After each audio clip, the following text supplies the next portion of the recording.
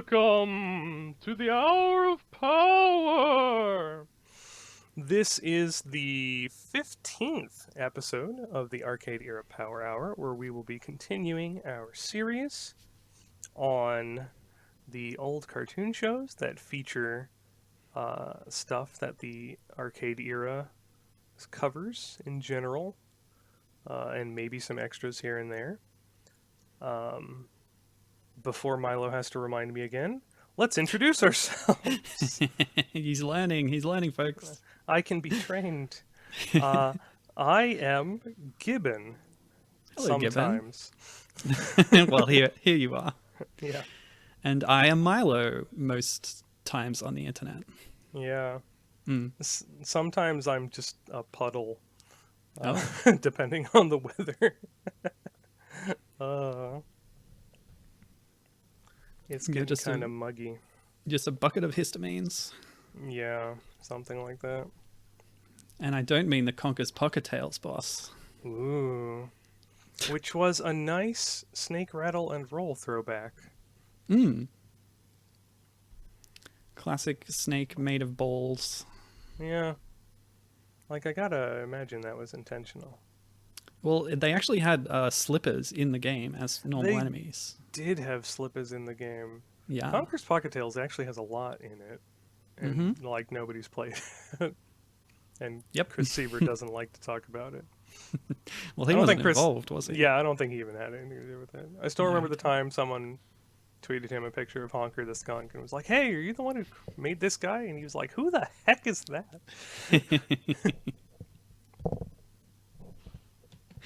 So that's fun. So, yeah, this is part 3 of our discussion of the cartoon universe, although it's a kind of separate universe. And we're going to be discussing Captain N, or at least the bits of Captain N that relate to Donkey Kong. But first, there is actually a little bit of news since last week. Yes, there is. So the first big thing, I suppose, might be noteworthy. Some game that some people may have heard of celebrated a birthday. The big old 3-9 for there's some monkey called Donkey Kong. Nice and round I number. guess some guy named Mario as well. Yeah. And some lady. Some or lady. Other. Or other. What was her name again? Louise? It was lady. Yeah. So yeah, Donkey Kong celebrated its 39th birthday, which is kind of wild. It's been around the block a few times. Yeah, one of the oldest, big video game phenomena. Yeah. Crazy. Did you see any? I mean, obviously, Nintendo didn't do anything for the anniversary, but did you see any nice fan works or anything?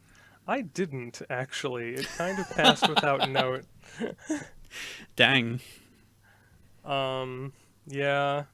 Not a whole lot of fuss and bother about the nice round 39th birthday. Yeah, 39. It's not a prime number, but it's not a round number. Maybe next year there'll be something. 13 times 3? Yeah, maybe next year.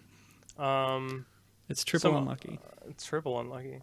Only if you believe 13 is an unlucky number. Yeah, I don't. Friday the 13th is my dad's birthday, so okay. We consider it a lucky day in my household. Nice. And then one other minor piece of news is amongst all of the Paper Mario Origami King videos and screenshots, we got some confirmation that fighter flies are in the game as enemy types. So yeah, that was neat. Were they in Color Splash? I didn't play Color Splash. I can't remember. That's slightly embarrassing. Wiki.com. Fighter-fly would be the most common thing to show up in these spin-offs. Yeah, kind of. Shell Creeper is like the basic one, but it just morphed into Koopa Trooper. Let's see. The last time they're in the RPGs, I think, was Superstar Saga. Yeah. I feel like those crabs would kind of show Sidesteppers? up. Yeah. Let's find out. Mm.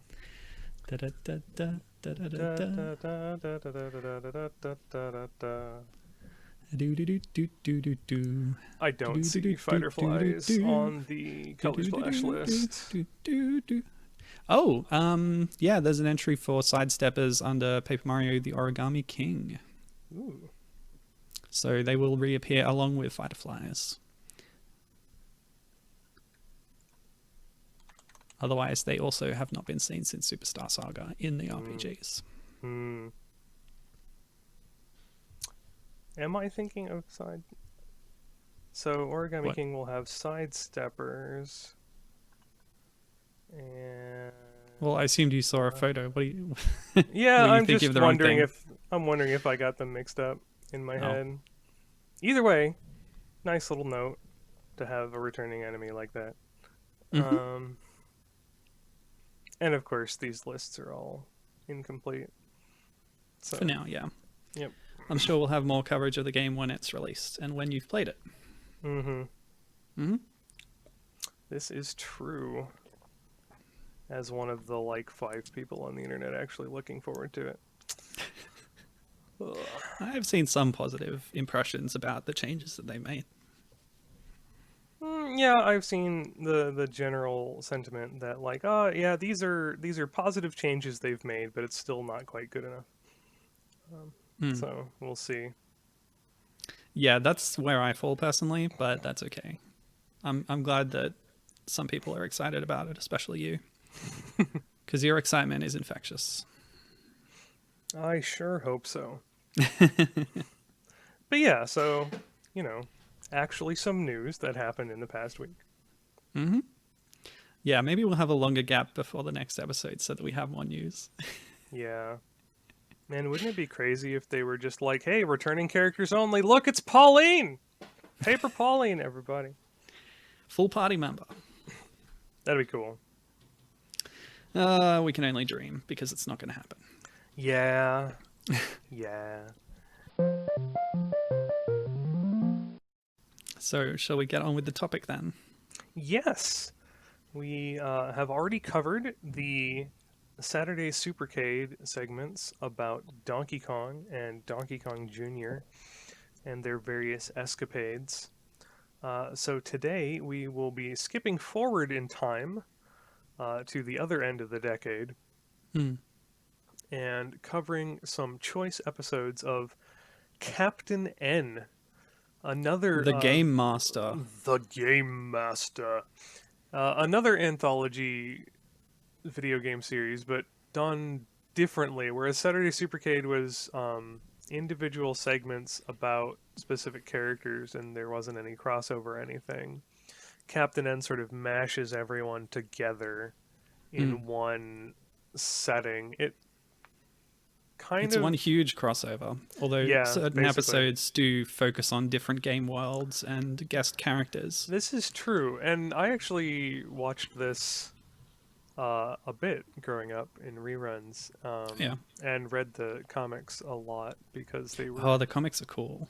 Yeah. Yeah, we briefly covered the comics on this podcast during the Western Comics episode.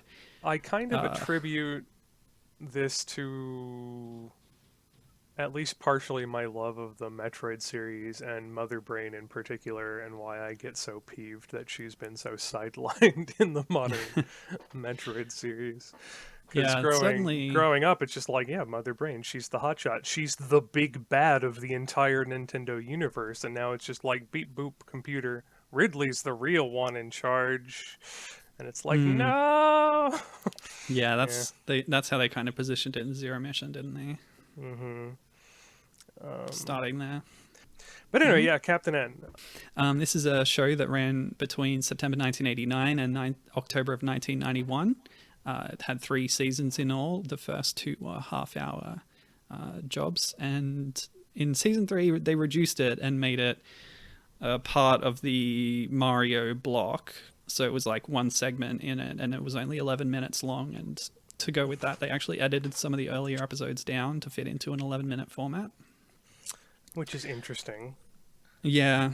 A lot of things actually changed between series 1 and 2 because in series 1, all the music is done by Haim Saban and Shuki Levy, the very same composers who did the general Saturday Supercade theme song. Nice. Interesting connection. And yes, Yeah. that is the same Saban of Saban Productions. I did know that. By the way. Yeah. And the animation studio changed as well between 1 and 2. But yeah, the show itself, as you were saying, yeah, go ahead.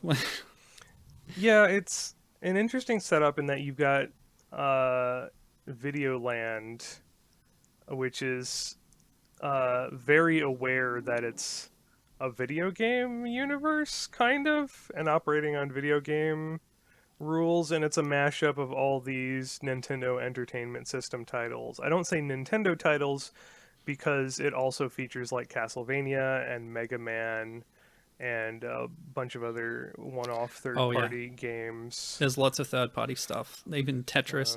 They even had Wizards and Warriors, Rare's game, even though that was also a key part of the competing cartoon show Power Team from Acclaim. Yeah. Yeah. And they mainly stuck to the properties that didn't have their own shows. Yes. So like Mario wasn't in it. They did At all. do a soft crossover episode with the Legend of Zelda cartoon series. Oh, the Zelda characters popped up a few times, but they only... It's really interesting, actually. They appeared in Captain N in Series 2 after their show had ended, right? Mm-hmm. Yeah. So Zelda was part of the Super Mario Super Show block on Fridays or Sundays or whatever. Fridays, I think. And they brought back the same voice actors to do Link, Zelda, and Ganon in Captain N. And they sort of aged them up and changed their character design, so it almost acts like a sequel to the Zelda cartoon. Yeah. Which is really cool. So it's interesting in that, like, and I say it's specifically a video game world because the main character of Captain N, the opponent's captain, is this kid named Kevin, who's like some varsity jock who got sucked into his Super Nintendo while he was playing. His Nintendo. His regular Nintendo. His non-Super Nintendo. There was no such thing. And his dog came along because the denizens of Videoland had been locked in this almost decade-long war and have decided to isekai a hero from another world in... yes, it is literally an isekai story, isn't it? That totally didn't occur to me until I read your show notes. Where like, this is an isekai, and I'm like, holy shit! Yeah, you said the same thing about the Super Mario Brothers movie. Yep. Which then prompted me to think about and this. If you're not familiar, isekai is like it's a Japanese term that's popular in Japanese pop culture and media, where a person from the ordinary world suddenly finds themselves in a fantasy world, and they're the great hero suddenly, and they have adventures, and everybody loves them. Yep.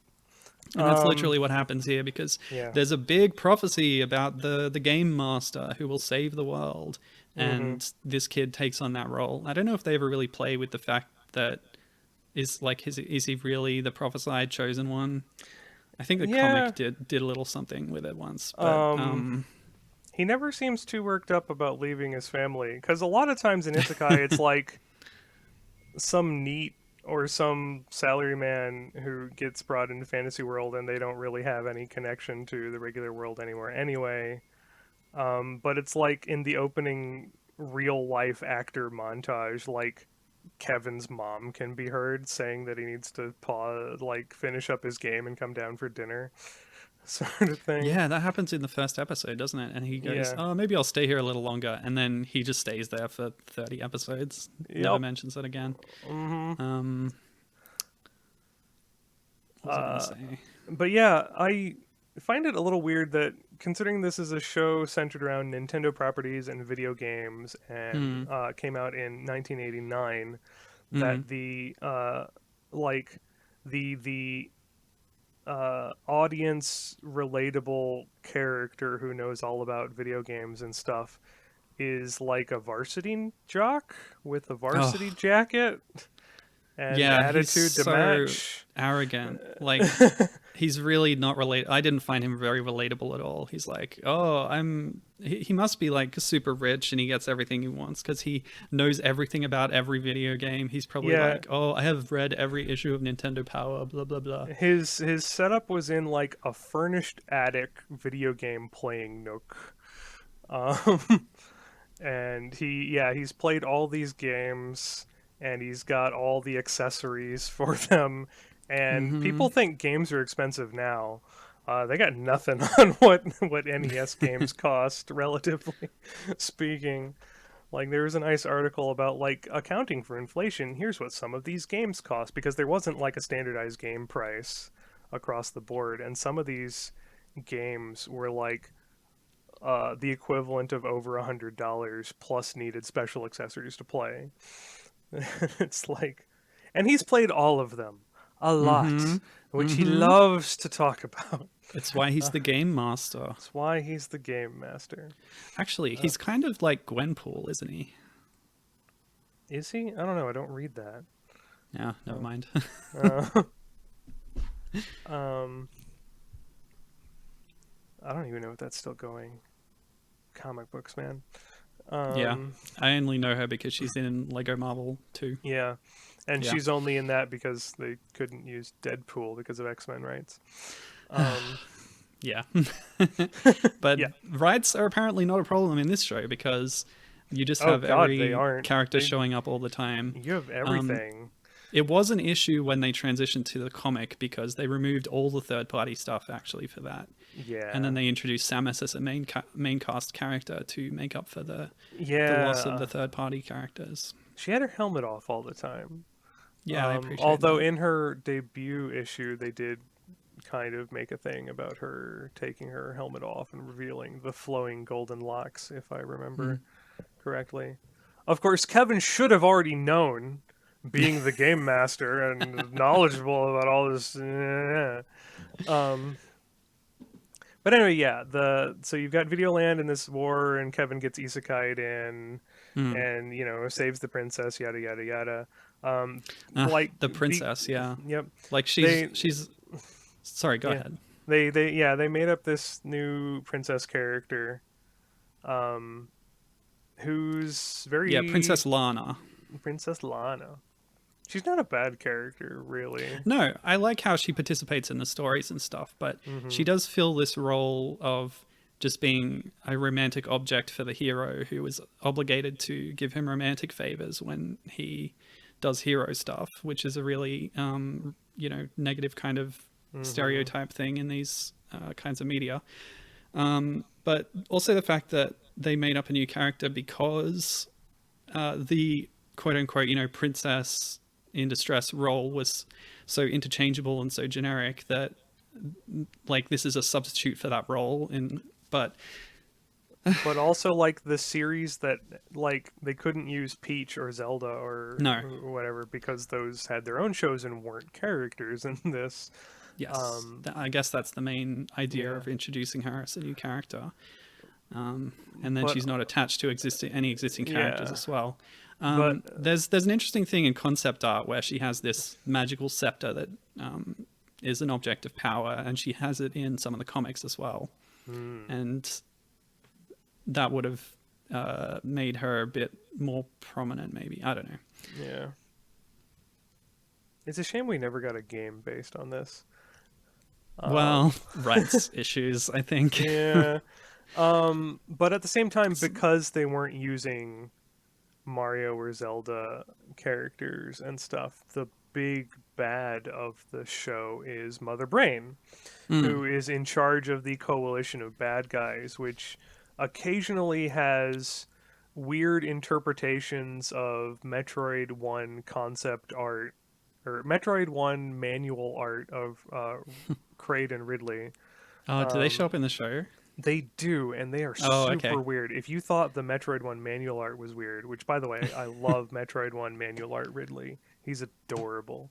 Um, um, Yeah, I remember him from the comic. Yeah. I haven't seen all the episodes of this show. I only, for this episode of the podcast, I watched the ones that related to Donkey Kong.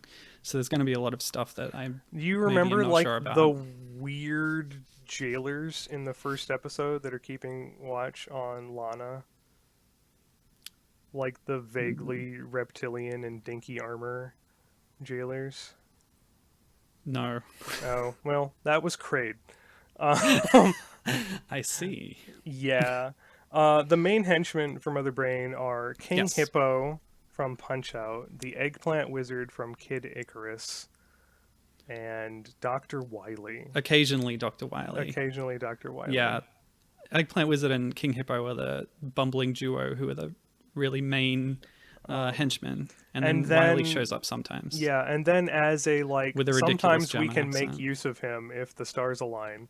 Donkey Kong, who's this King Kong-sized giant ape of as much intelligence as the episode needs, who is sometimes used by the baddies to further their plans, and sometimes used by the goodies as a way of breaking up the villain's plans. He's just kind of a force of nature that does what the plot needs him to do. Yeah, he's usually a third party. They do position him as part of the villains team in the episode Video Olympics, which also brings in the Count, who is the stand-in for Dracula, and for some reason they never use the name Dracula. Yeah. And he's on the villain team in that too, despite never usually being part of their crew. Yeah. So that's just a weird episode, I think. And then the good guys is also a veritable smorgasbord of Yeah, properties. so arrayed against the forces of Mother Brain are the N team, who are sort of Princess Lana's core group of bodyguards or shock troops or whatever, Yeah. until Captain N shows up and they become the N team. And this is Pit from Kid Icarus, Mega Man, and Simon Belmont, but they're definitely not as you know them. And I think They I super should aren't. mention that if anyone knows anything about this show, it's that the character designs are completely bizarre. There's been explanations for it, like they only had game screenshots to go on and they had to sort of extrapolate what these characters looked like. But they're so strange and the colors are off and Oh god, just they are. you mentioned King Hippo earlier. I think he's the most like He's the most on horrific model. character. Yeah, but the gigantic nipples, and he's blue for some reason. And Yeah, and Mega Man's not blue for some reason. yes, Mega Man is green, and he talks like a chain-smoking toad. And either I was gonna say, toad like- from Mario or a toad amphibian. God, he sounds like a friggin' elf from Futurama. Hey, what are you doing? I'm Yes. Mega Man. Mega Man. Yeah, it's bizarre. And like Pit And is just called Kid Icarus, and his wings are the worst drawn wings I've ever seen. Oh, they're horrible. And for some reason, they had to give him a speech gimmick, so he talks regularly, except he adds Icarus to the end of his sentences. So he'll say something normal, Icarus, or Carus, or whatever. Icarus, yeah. He's, Yeah. I noted in one episode when somebody's been brainwashed and he says, he's been brainus washdicus. Yeah. And this is the kind of thing that he does in every sentence, and it's incredibly irritating. Simon Belmont is the best character in the show. Yes. He's a total I agree. himbo, and I love him. He looks nothing like Simon Belmont. He's like think of Simon Belmont from the Castlevania games. Now just think of everything opposite. He's like the mirror world anti-duplicate of Simon Belmont. He's incredibly vain and arrogant. Think of Gaston from Beauty and the Beast, except Yes. he's got a heart of gold and is kind of intelligent, if a little, like, Yeah, it's funny. He's competent in combat, He's competent in He's combat. He knows ancient languages. He kind of knows what he's doing, and you get the impression he's that got a he was like, backpack full of various tools for any situation. and he's super annoyed that Captain N is coming in and kind of muscling him out of the like main enforcer slash hero position in the group. Hmm. But he's But also quite cowardly, and he serves as comic relief in a lot of he episodes. gets upset when his hair gets mussed up. He's perfectly willing to let Kevin take the lead if like they need to do something like that could kill them. But like at the same time you get the impression that he's the only reason they've managed to hold out this long. So it's this weird trade-off. Mm. He's also dressed like an old-timey aviator with a puffy jacket and goggles and Yeah. jodhpurs, and he's quite dark-skinned and has a huge blonde quiff. So it's a very strange interpretation of what that character is, but for the show it really works, and it's a lot of Yeah, fun. he's super great. Yeah. He has the most funny lines that I laughed at, and like considering that Simon in the games is usually pretty stock and boring, this is like my favorite Simon basically. Yeah. Yeah. It's kind of amusing because when Iga eventually came in and took over the series and did the Chronicles remake of 1 and gave Simon a new design, he also made him like a vain pretty boy, but in a different way. Oh yeah, I can see that. So, man, why wasn't this an alt costume in Grimoire? Rest in peace, Grimoire. Yep. But yeah, so that's Only ever got a soft launch in Canada. and then we have, there's guest characters who show up from Mm-hmm. other games and stuff. And there's guest villains, like there's the Count and Alucard shows up and stuff like that. Alucard is ridiculous in this show. He super is. He's like a skateboarding teen punk. Yeah, this is between Kid Dracula and Castlevania 3, obviously, Yes. because he's going through his rebellious phase. This show is something. It's a trip. But yeah, so as we were saying, Donkey Kong is in it. He's kind of force of nature. He's kind of grouped in with the villains when the villains need to pad their numbers, but he's not actually significantly bad guy. in a whole lot of episodes. No. Yeah, even in this, I think it's kind of interesting that even in these like this, because this still predates Donkey Kong Country. So but even in like Supercade and this, you've got the like, yeah, Donkey Kong is an opposing force, but he's not really a bad guy per se. So Yeah, he has a weird character in this show because he's the size of King Kong, as he said earlier, and he basically just acts like King Kong. He's a wild animal, although he does wear clothes sometimes. yeah. And yeah, his design is strange because he's really just a giant gorilla, and he has big fluffy eyebrows, which I think is a particularly weird And touch. sometimes he has like cropped Hank Hill hair. Yeah, I think I noticed that after season 1. In season 2, in 1, it's just a close, cropped, smooth dome head. But he gets these tufts in season 2, which I think really improve the design. And whenever he wears a hat Yeah. as well, that looks better.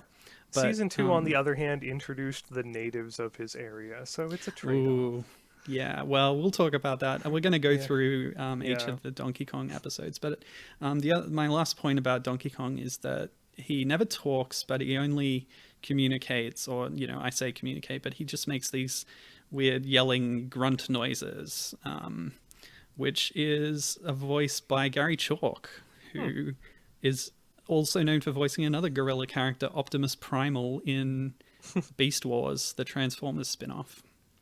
Weird Which is a connections. connection. It is a connection to Frank Welker, who played Junior in Supercade, who usually voices Megatron. So there you go. There's a Gary Chalk, Optimus Prime, and Megatron. Gary Chalk also does King Hippo and the Count and some other incidental voices. Frank Welker actually is in this show as well, playing Game Boy, who was introduced in Series 2 as part of the N God. Team. They Really? send in That's this him? giant. Okay. Yeah, that's him. That's him. He can do all sorts of things because he's a veteran voice actor. Fair enough. Most other voices in the show, I'd say the vast majority are Canadian voice actors, which tells you where the Mm-hmm. show is being made. Apart from like Gary Chalk, I guess, and of course, the voice of Mother Brain, who is Levi Stubbs, also known as, or most popularly known as, I suppose, the voice of Audrey 2 in Little Shop of Horrors, which we mentioned during the Greenhouse Gorilla discussion. I'm almost positive that's why he was cast as Mother Brain. It's basically the same voice, right? And we're all saying Mother Brain wrong because we're saying it as if it's two words, unlike everyone in the show who says it Mother Brain, like Oh it's yeah, a one word name. you're And right. this is Mother a Brain. thing in these video game shows. Like they do it in the Donkey Kong Country cartoon when they're talking about King K. Rool. Um, but yeah, everyone in this says, "Oh, I'll go get Mother Brain."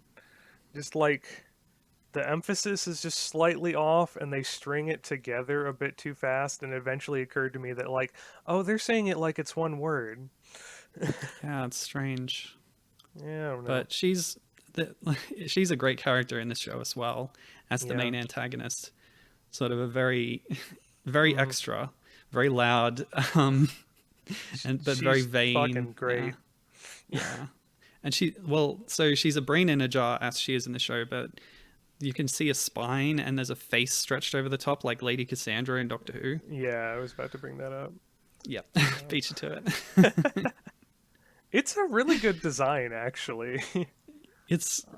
Like a lot of things in the show, it can be off-putting and kind of uh, horrific almost, but it works for a villain, I think. Yeah. And then just one final note of mine, I guess, unless Mm, you have more notes before we move on to the episodes proper.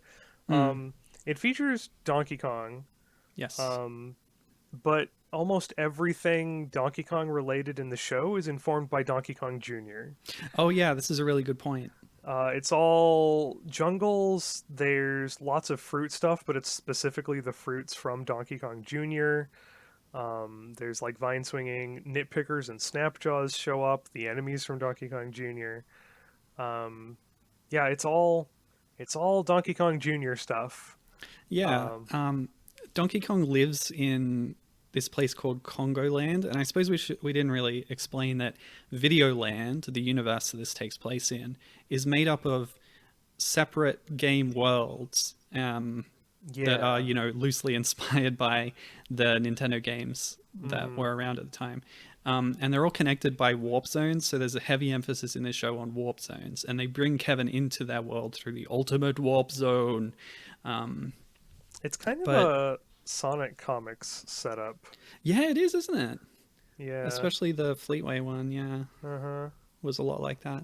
The Archie Um, comics did that as well, at least in oh, the okay, I'm not as early familiar one. with them. Yeah. The early ones before they started getting heavy into like overarching plot lines did a lot of Mm. like I wonder where the warp ring's going to take me this time sort of Oh, didn't stuff. they do a lot of alternate universe stuff where there's like Evil Sonic and then like Dark Evil Sonic and all these weird Yeah, but they all versions of the like in world? the earlier ones when the show was still on, so the Right. comics were just sort of like supplementary material. They'd be Yes. like, "Oh, this is the wacky zone Sonic is in this issue." Okay. Yeah. So the zone or world that Donkey Kong lives in is called Congo Land, Hmm. and when you see an establishing shot of it, it's this sort of floating island landmass where you see a giant volcano in the center surrounded by jungle. Hmm. And as the show goes on, they add lore to this world where there's like caves in the volcano and a minecart track going up it. There's rivers and waterfalls that are sort of floating in air, which is a really cool touch. Hmm. But we'll talk about that later. And then they add in the native humanoid population, as you mentioned before. Yeah. But yeah, should we dive into the episode synopses or Yeah. coverage? Why don't we do that? Let's do that. So we do see Donkey Kong in the very first episode of the show called Kevin in Videoland.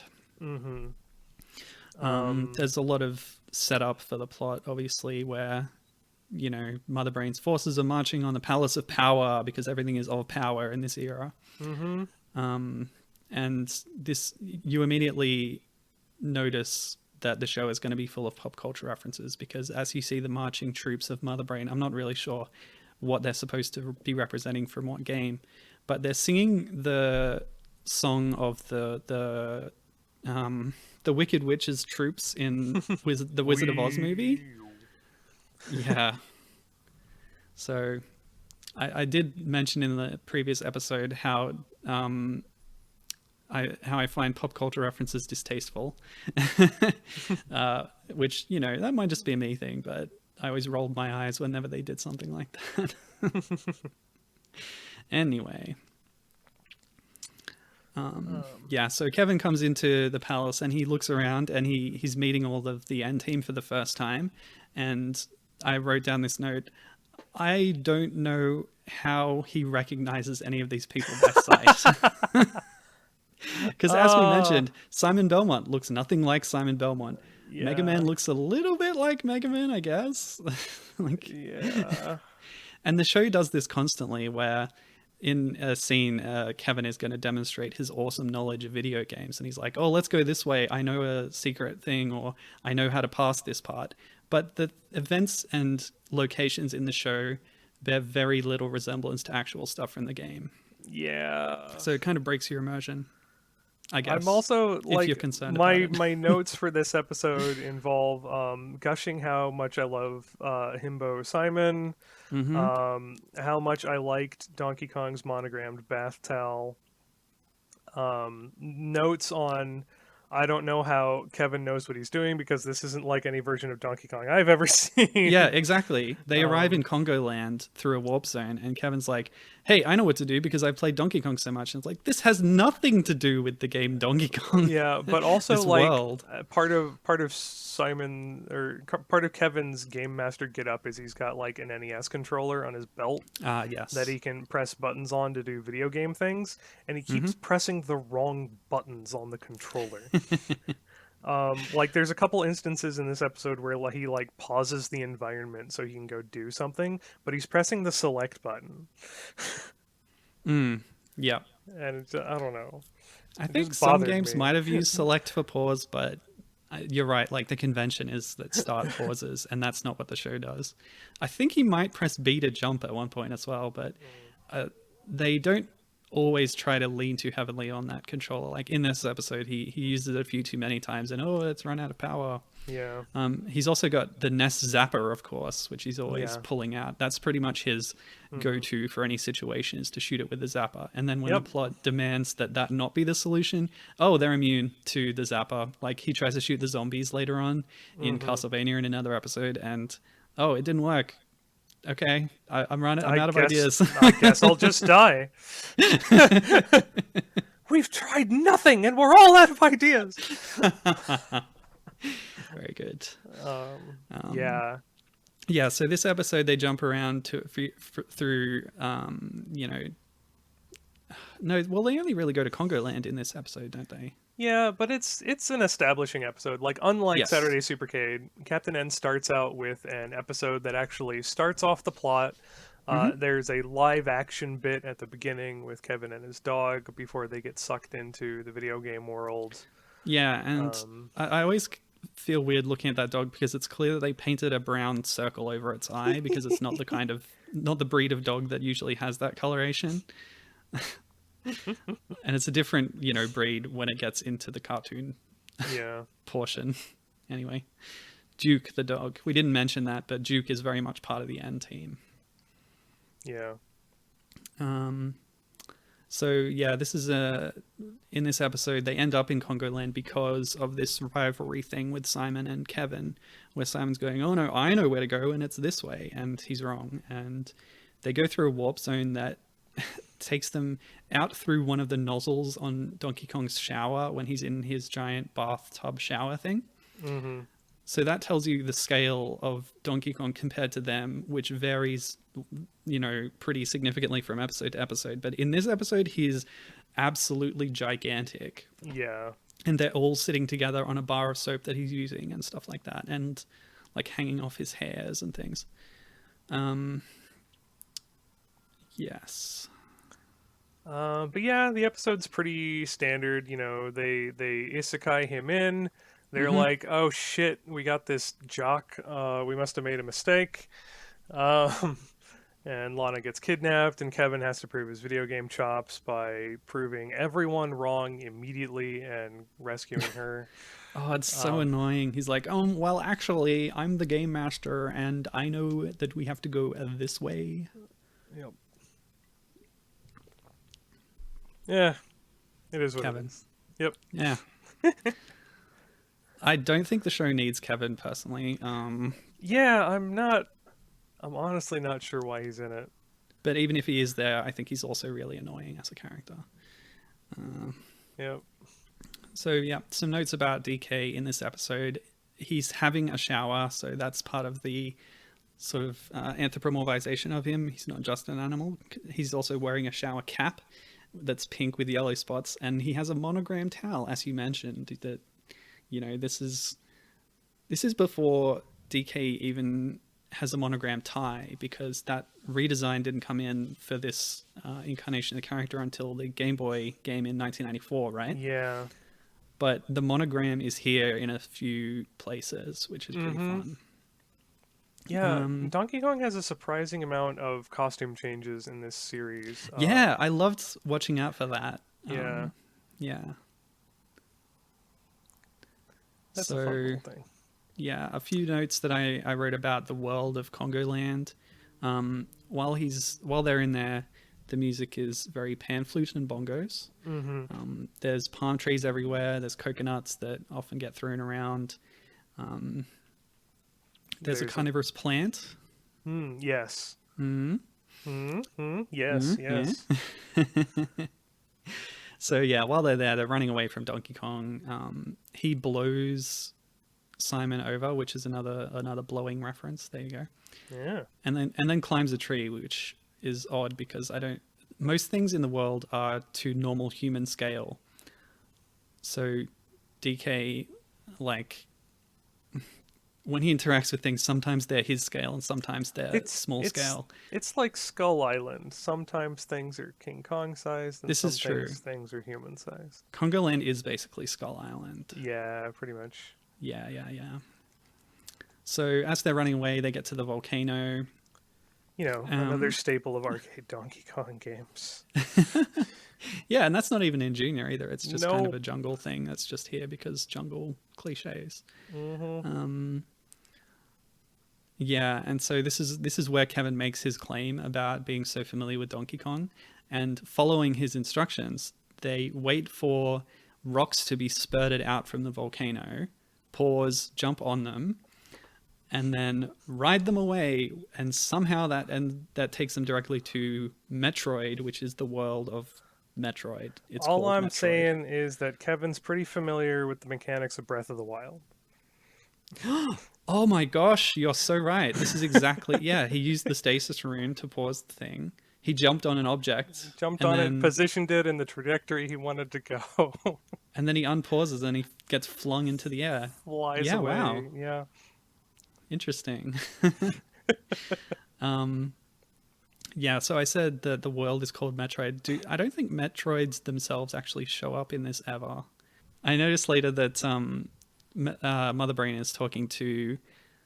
She's got a Metroid mirror on the wall, but I wonder if that is just taking the name of the world or something. Yeah. It's really... Also, that mirror has sass. Yes. That mirror does not take Mother Brain's shit lightly. It's basically the mirror from Shrek. Oh, that's true, yeah. Yep, and then they rescue Lana. That's the episode. Lana instantly realizes she was wrong about Kevin, gives him a kiss on the cheek. Kevin's now in charge of everything. Yep. It's an isekai. Pretty bog standard. Yeah, and then that sets up the show And I think from then on, it's fairly episodic. Yeah. Yeah. It's like, what's the video game world of the week and other kinds of episodes where there's just some shenanigan happening from the villains. Yeah. But they usually bring in some game stuff. Well, they always do. I'm pretty sure. Anyway. Yeah, sometimes they'll focus on like a specific game for the whole episode, although they might bring in stuff from other games. And sometimes it'll just be like, here's a story going on involving these game characters.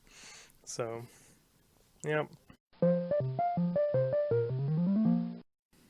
So I think the next time that DK shows up is in episode 4 of series 1, Video Olympics. Is this right? Yes. At least that's what our notes say, and I trust you. So this actually starts with some DK arcade content, interestingly enough. I was surprised. Yes.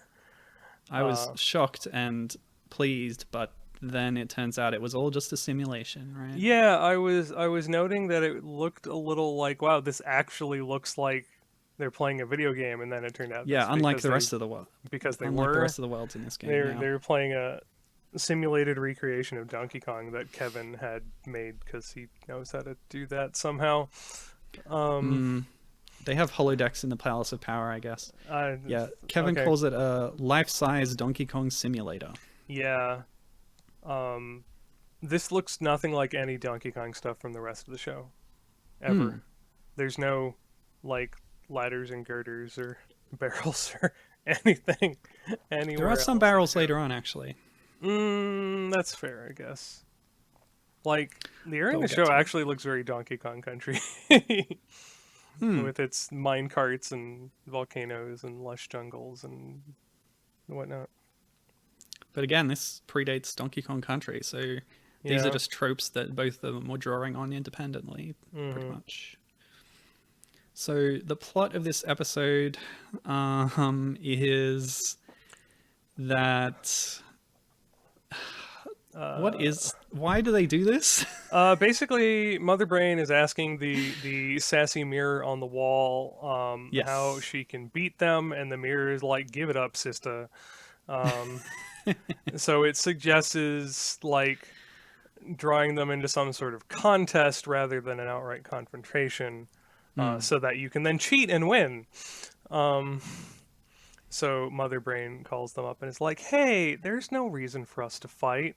Let's hold a friendly competition where we'll ascertain the winner according to sportsmanship and rule. And then they proceed to cheat the entire time. And also Eggplant Wizard gets no respect, and he really should. Poor guy. Yeah. He has incredible powers that relate to vegetables. He can basically create anything from a vegetable or turn anything into a vegetable. Yeah, like King Hippo's trying to give him some guff later on in this episode, and Eggplant Wizard is just like, oh yeah, well, and then turns him into a vegetable, which puts him out of the match, which necessitates Donkey Kong being brought in to sub for him during this wrestling match, which is... Yes, they call it Greco Tag Team Wrestling to kind of pretend that it's an Olympic event, but it's pretty much just wrestling, like professional wrestling. Yeah, but an actual competition. You gotta tag in, pinfalls, count anywhere, yada yada yada. And this is this is the first instance where Donkey Kong suddenly shrinks drastically. He's still quite large, but he's not King Kong size in this episode, and he fits in the ring. Yeah. So once they sub in Donkey Kong for the villains team, he easily beats Kid Icarus and Kevin, and that's it, right? They just move on to the next event. Yeah. He sits on them. It counts as a pinfall. Even though I don't know if their shoulders were touching the mat, because a hole was made in the mat. So I'm calling shenanigans on this ref count. They probably paid off the refs. As we know from professional wrestling, once the ref has made their decision, there's no replays or reconsideration ever. And that's just how it goes. Yep, no appeals. And they just move on to the next event, which are all kind of vaguely video gamey. Like they've got Mega Man and Wily racing up some ladders that have like electric traps on them, and Wily cheats. and they've got like other competitions going on, and yeah. Yeah, this is when I first saw they do a diving contest, and they have that interesting thing where the water is like floating in midair. So there's like a flat pool that's suspended above the arena, and that's a really cool concept, I think. And they reuse it later in Congo Land as well. Mm-hmm. The only other note I had about this one was that Kevin observes about Donkey Kong. He weighs more than the Chicago Bears. Yep. That's the local Because football he's team, a super by the way. jock. Yep. Mm-hmm. Ironically, I just want to yell nerd at him. But yeah. Yeah, he must be like a nerd pretending to be a jock, or a jock pretending to be a nerd, or like something. Maybe it's his know. dad's varsity jacket. I don't know. He acts like a jock. He's into sports. Yeah. It's almost like he has character traits from different classes of people. So I mean, that and he's that's more relatable. That's super fine. Like, that's not a problem in and of itself. It's Yeah. just I find it a bit odd that the like character connection character, the viewer connection character in this show that is arguably aimed at video game playing kids of this era would be like the sports varsity guy. And a If that cocky makes- show off. Yeah, like as a kid in this era, no, this was not the case for me. I was the opposite end of that social spectrum. And like you say, isekai shows normally, or media normally play up the fact that this person's a nobody in their normal life, and they come into their own in the fantasy life. And Yeah, because they bring all of their like fantasy role playing knowledge or whatever that everyone ridiculed in the real world, and it comes super in handy in this fantasy world, sort of thing. But in this, Kevin just knows everything about every video game. and he's just a cool dude from start to finish. Yep. Next episode.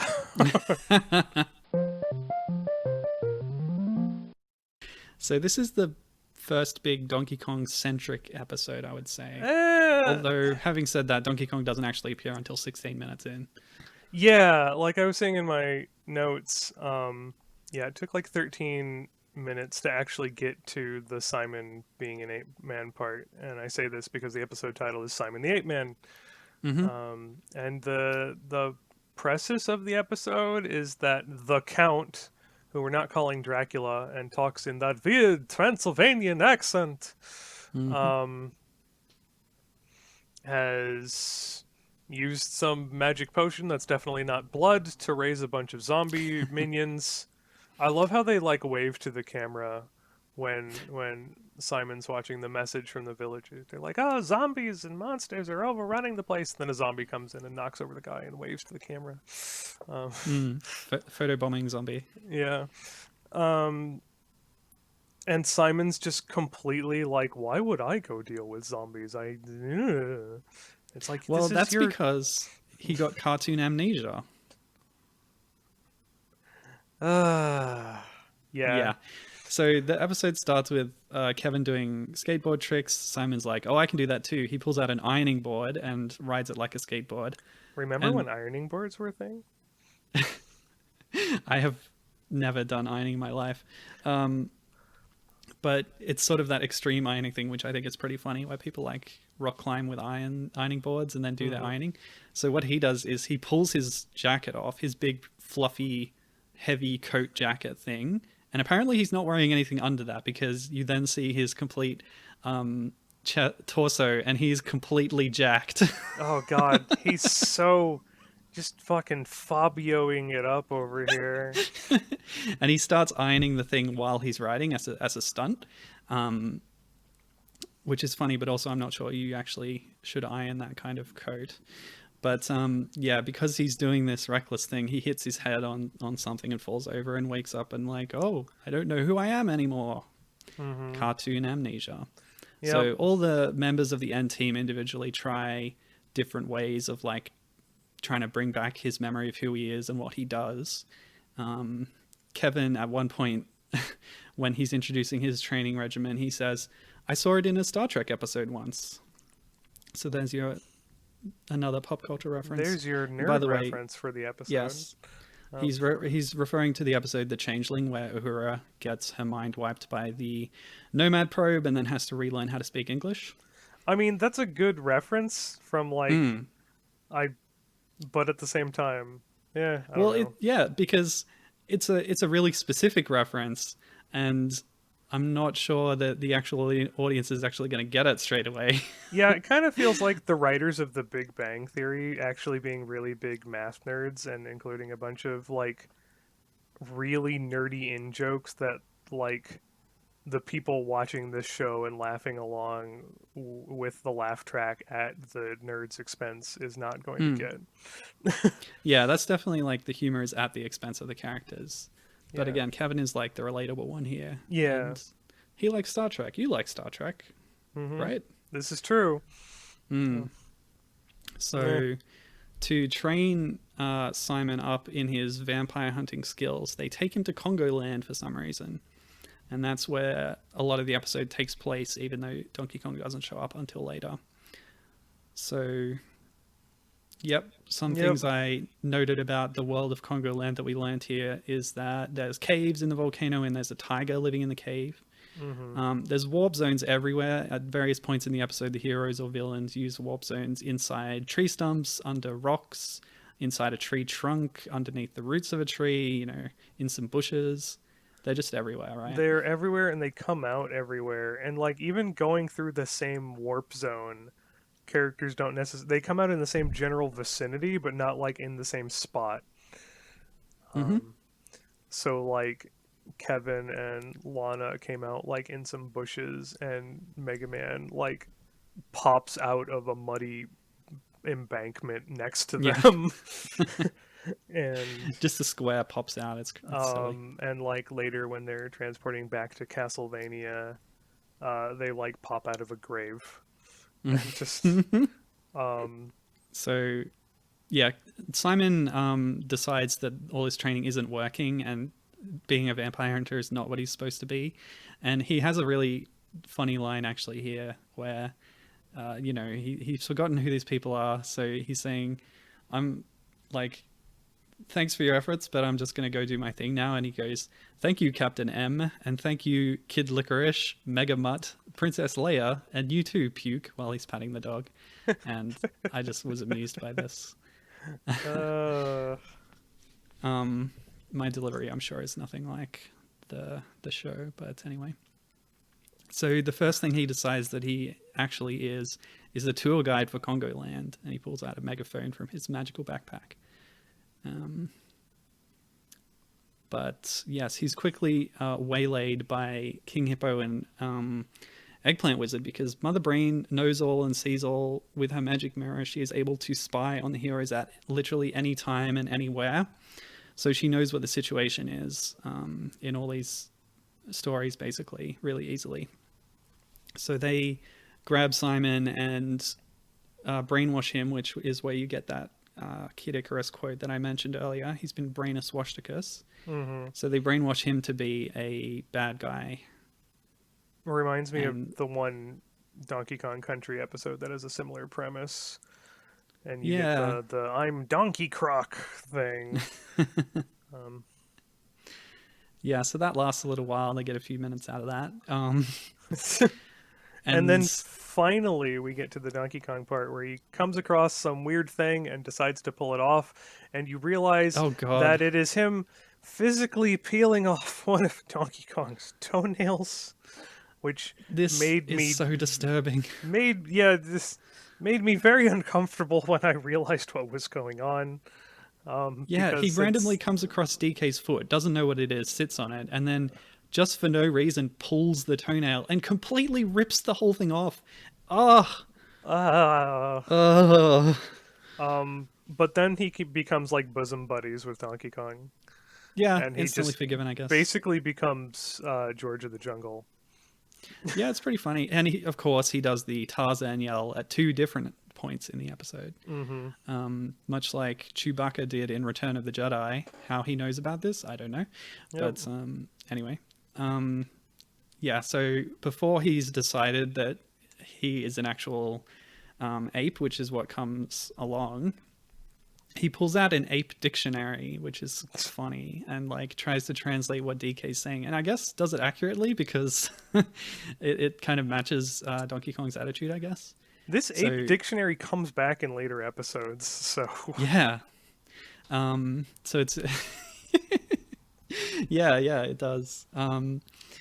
So he decides, because he still doesn't know who he is, but he decides that he is Donkey Kong's ape baby, and starts calling himself Donkey Kong Jr., which is really the only reference directly that we get to Junior, the character, is Simon becoming Junior. And he doesn't actually think of DK as his papa. He calls DK his mummy. So, yeah, that's odd. But Donkey Kong kind of rolls with it and really, really adopts him. And they get on quite well, actually.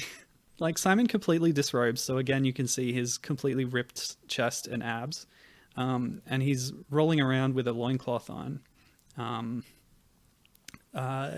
He translates Donkey Kong's ape noises to say that, I have fleas. So he picks a gigantic flea out from the fur. It's as big as him. It's absurd.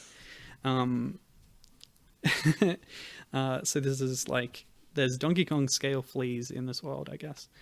And then you see Donkey Kong swinging through the trees, and then Simon is then swinging around Donkey Kong's head using his hair. Very cute. They're relaxing, lounging around and eating, and this is another scale thing. Donkey Kong's eating bananas, but he has like handfuls of gigantic bunches that he stuffs in his mouth all at once. And when the N team finally find Simon in Congo Land, they're asleep in a hammock. So Donkey Kong's on a gigantic hammock between two trees, and Simon is sleeping on a puff of air that DK's exhaling as he sleeps. It's strange, but very cute. Very cartoony logic. The whole sequence is great. Yeah, so this is like a really fun part of the episode where they're just living their gorilla life in Congo Land, and DK has completely adopted Simon as Junior. But yeah, the N team find him finally and again try to recruit him to solve the problem in Castlevania of the zombies. This is where Kevin tries to shoot them and is like, well, my gun doesn't work, I guess we're fucked. Exactly. And Simon's kind of hanging back until one of them messes up his hair, and he's like, you can't do that, and just manhandles him. And then at which point Lana says, that's my Simon. Yeah, because his vanity is coming back. Yeah. He does some ape cries, which causes DK to stick his hand through the warp zone warp. So you have this giant disembodied Donkey Kong hand popping out of the grave next to them to grab zombies and do away with them. That just kind of hangs out in the background of the next few scenes, actually. The arm is just there. Yeah. Yeah. But so despite solving the zombie problem, Simon has not actually regained his identity. Yeah. He still thinks he's Donkey Kong Jr., so he goes back to Congo Land, and there's another short scene with DK where he then says, "Can I have a coconut, mummy?" And DK drops a coconut for him, but oh no, it lands on his head. And you know the cartoon rule of amnesia. Yep. One bonk for forget yourself, two bonks for back to normal. So he wakes up and is like, oh my god, what am I doing here? And DK tries to give him like a motherly kiss goodnight, and Simon's like, ah! And runs away, and yep. And that's how the episode ends. That's more or less it for season 1, as far as Donkey Kong-centric stuff goes. So season 1 has 13 episodes, and it's those 3 that have the Donkey Kong content on them. There might be more references to Donkey Kong or Congo Land, because I noticed a few incidental references like that in season 2. But yeah, those are the major ones. But we get a lot more DK-centric stuff in season 2, don't we? Yeah, these season 1 episodes were sort of like DK's in them for a little bit, and the Mm. episodes don't really focus on him Mm. too much. Whereas season 2, we kind of really dig into Congo Land and get to see like the native inhabitants and some more of the like lore and history of the area and stuff. Mm.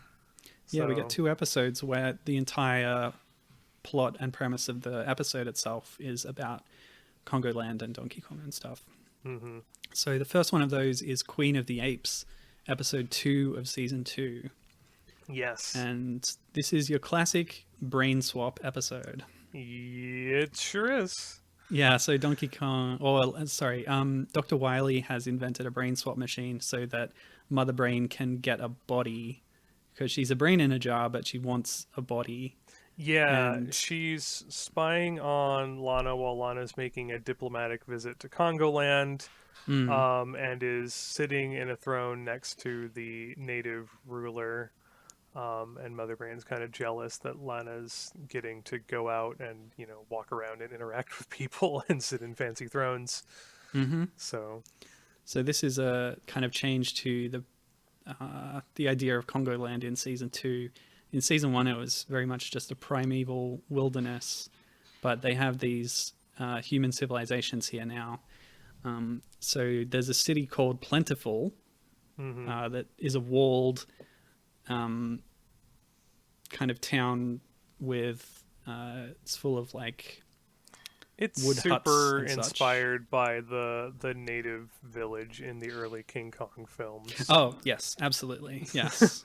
And those native people, they have blue skin for some reason, and they're going off this kind of native tribal archetype kind of thing. Mm-hmm. I guess they're like the Navi from Avatar, right? Because they're blue. A little bit. Not much. Not yeah. They're not even like primitive or anything, although they live in like wooden hut houses. But they talk just like everybody else does. At least they don't Yes, have they like do. a characterized speech or anything. I agree. That is a So- good thing. Yeah, so the ruler of this little town called Plentiful is Prince Plenty. And he, it's, as you said, it's a royal visit, and they're there and they're being entertained by performing monkeys and having a little party and stuff.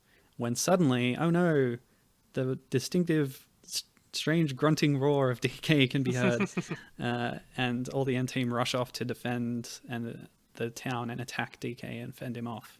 Mm-hmm.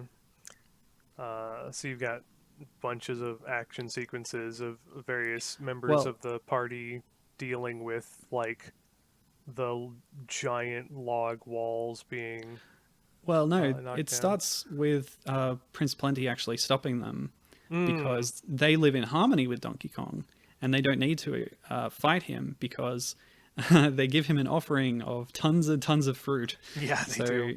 They have this big like conveyor belt or like Yeah, it's like an industrial farming prop conveyor thing. yeah.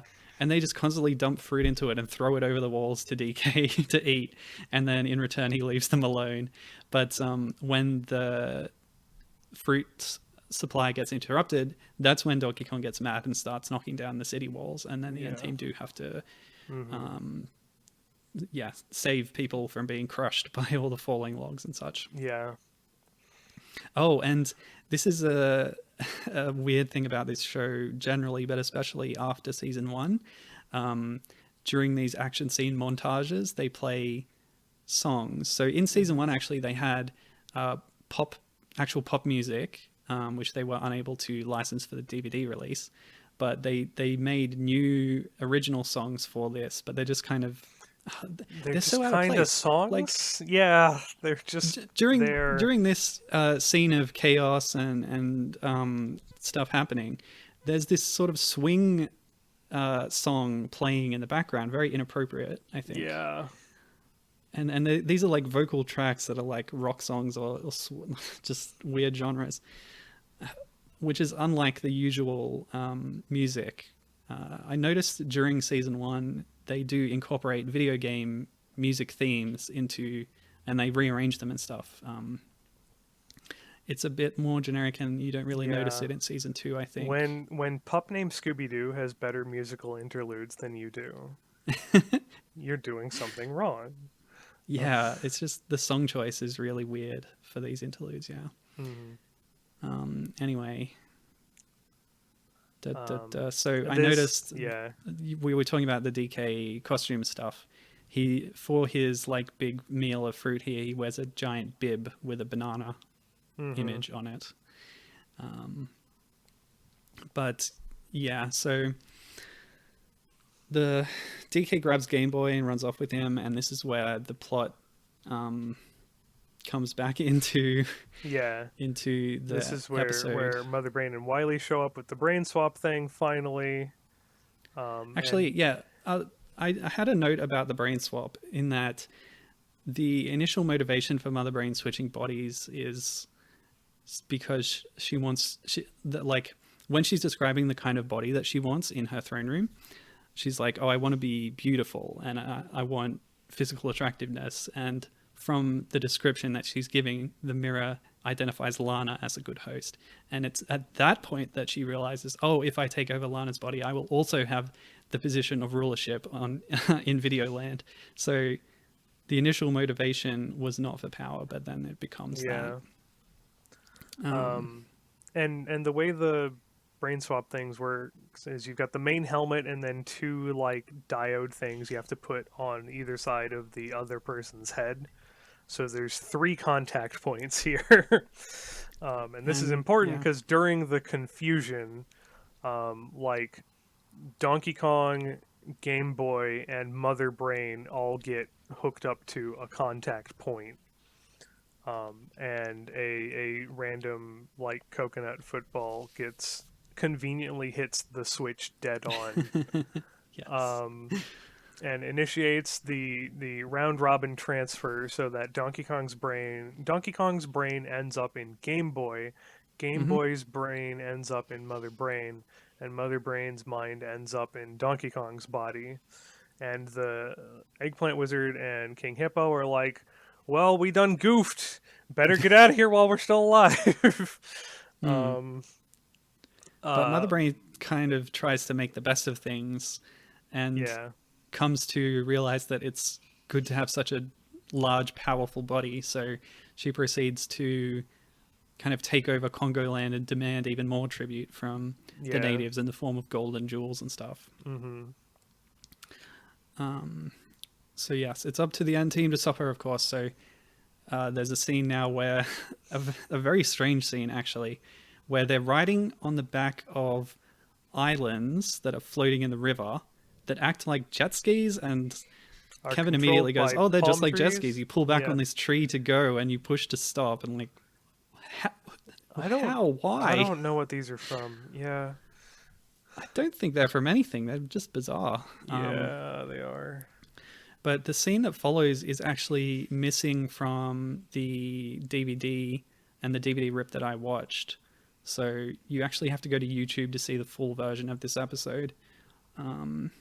Because they cut 2 minutes out due to a quote-unquote authoring error, which they admitted, and there was a disc replacement program, I guess, at some point. But yeah, what you miss out on is them riding on the river and getting attacked by Snapjaws. Yeah. So there's your DK Jr. callback. They're piranhas in this, basically. Yeah.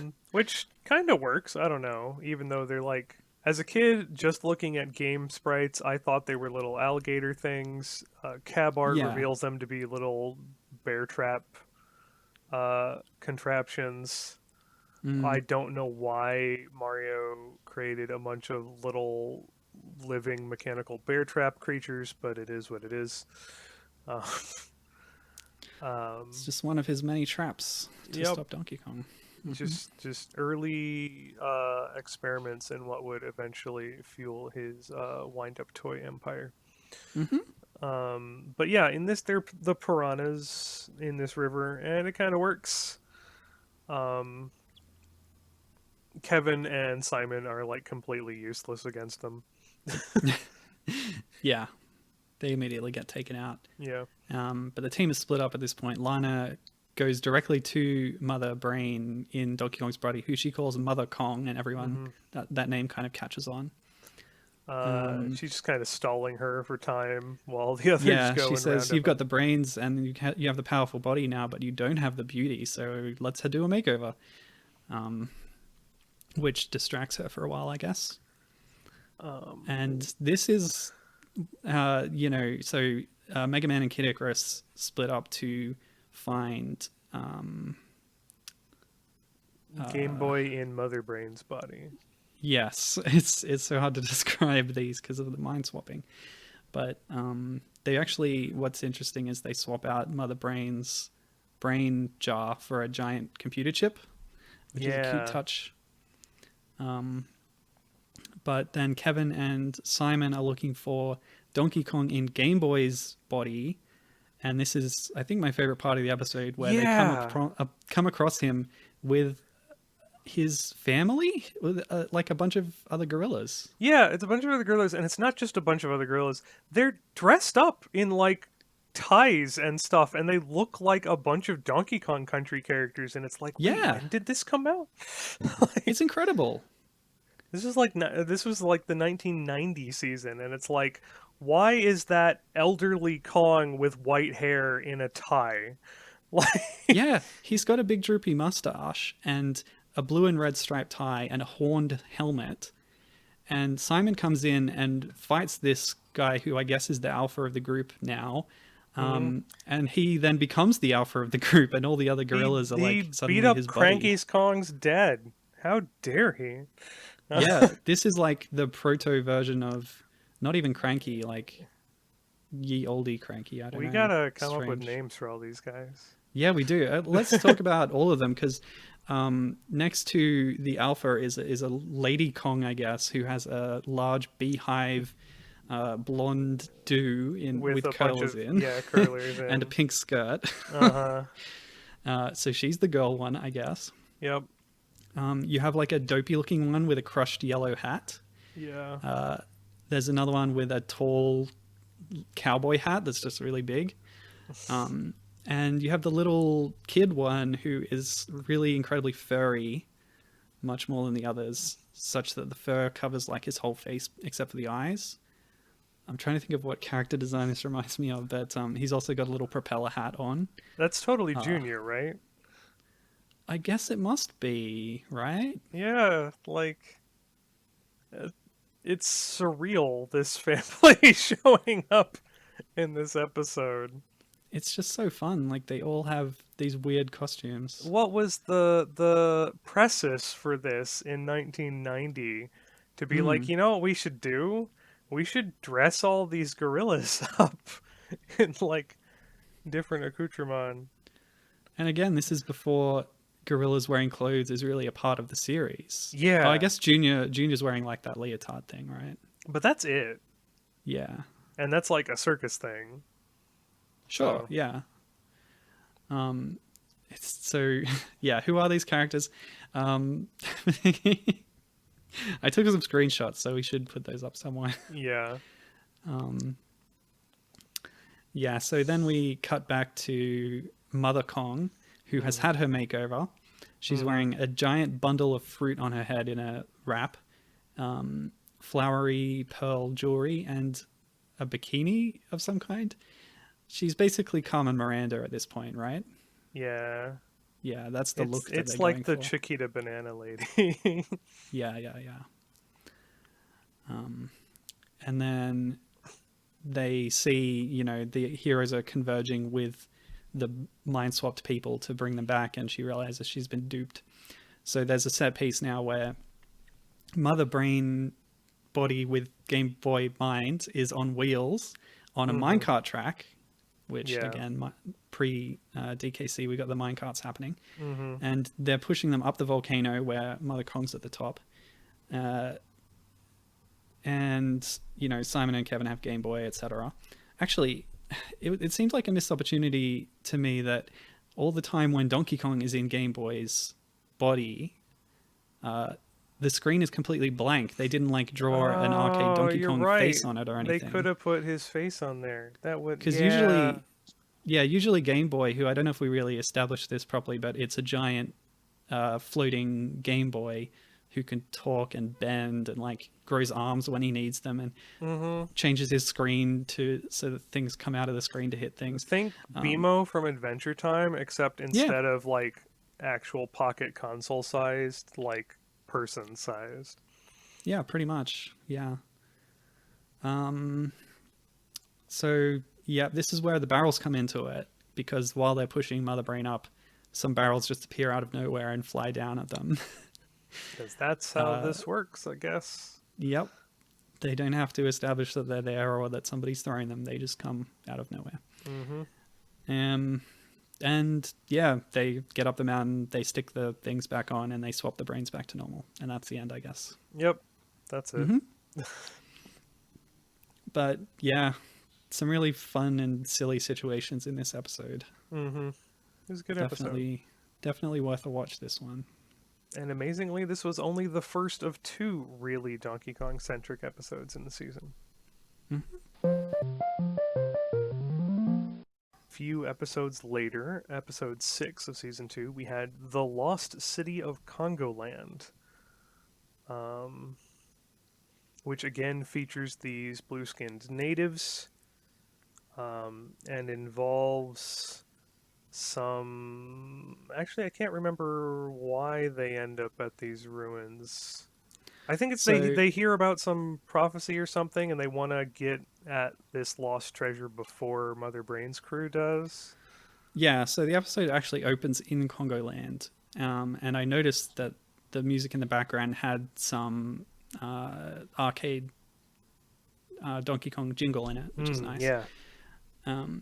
And you get DK asleep in not in a hammock this time, but in a tree house, where you see all sorts of new things about Donkey Kong's life. He's got a gigantic 4-poster bed. He has a box full of toys at the bottom of his bed with a ball and a trumpet and a teddy bear in it. He's wearing a pink monogrammed nightie and a blue nightcap with a red brim and a green bobble. He's got a lot of costume changes in this episode. Yeah, this is the big episode for DK costumes. His sleep is interrupted by a vine growing up through his treehouse and poking him in the butt or whatever. And that's when you cut to the Congo Land natives, Prince Plenty and his major domo, who have found a prophecy, the guy says to the prince, the ancient city of Congo Land has returned as the ancient prophecy predicted 1,000 years ago. Like, okay, great. Yeah. That's all true. And then it cuts to the Palace of Power. Lana is holding court, and she has to make like this Solomon's decision for her arguing subjects. Oh yeah, but so this is like a secondary theme of the episode where Lana has sort of lost confidence in her decision-making abilities as ruler, and that comes up a few times. But during this session of court, the prince comes in and says, "Oh, here, this crystal from the Congo Land Library will tell you the story of the ancient city, and it's coming back, so we need your help." So yeah, this is where we learn that the ancient city ruled Congo Land 1,000 years ago and was led by Conga, witch doctor of the ancient Conkers, who held a mysterious power over all plants, as they say in the episode. You know what? This was totally the Tikis. I was going to bring this up, but I'll one-up you on that and say that Conga of the ancient Conkers is Cactus King from Jungle Beat, aka Final Kong, who, according to, I built this theory based on Hyle Russell's DK Vine fan theories. Must you? Where, Okay, fine. well, I thought it tied in pretty well because this is better than him being some weird alien plant hybrid, at least. well, yeah, he's not an alien, I guess, in this theory, but he has in the show his power is controlling all plants, and one of the DK Vine theories was that Final Kong was planning to usurp the power of the sacred tree. Using other kind of plant-based stuff, supporting evidence for which is the existence of Cobcock, a chicken-plant hybrid, although that's really the only plant-based enemy in the game. And I suppose it would support him being called the Cactus King if he controls plants. Which is a localized name that doesn't really make much sense, but... but yeah, there's definitely a Tiki connection as well. So I was...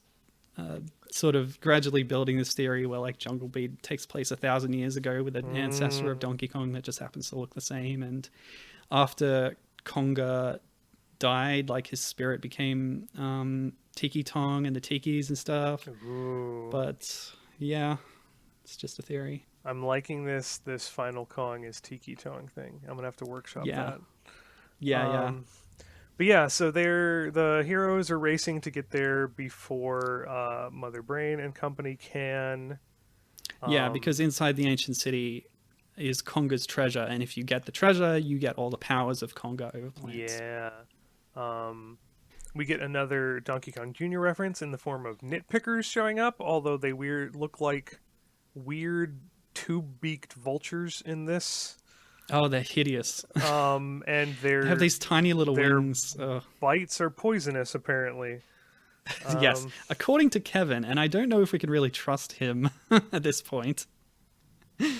Saying, "Oh, I've played Donkey Kong Jr. Nitpickers are poisonous." Yeah, Kevin is like medieval Europeans in that he's completely wrong about things, but comes to the correct conclusions. So Lana has some competence here. They have a crate full of assorted gadgets that Dr. Wright, which is the show's version of Dr. Light from Mega Man, have sent to them, and they're testing them out. And so she pulls out a bazooka that shoots corks, and they all land in the beaks of the nitpickers. Yeah, those two beaks. Yeah. It's a little odd, but that's how they solve that problem. The villains at this point are spying on Donkey Kong, who is in his compound, as they call it. And he's dressed up like a farmer at this point, I think. No, that's a later episode. In this one, he's dressed in combat fatigues. Yeah. with an army helmet and dog tags and everything. So he's trying to stop the vines from encroaching on his property. and this is how the villains, I guess, find out about the stuff that's happening there. Yeah. Maybe? The group gets split up a little bit, and Simon and Lana end up at the treasure, which is where Simon's gorilla dictionary comes out again, as he's able to translate the ancient Congo Land speech, or at least paraphrase it. It's odd because they find the chest that purportedly contains the treasure, and Lana goes, "Oh, let's translate this writing," and they cut to a close-up of the chest. There's no writing on it.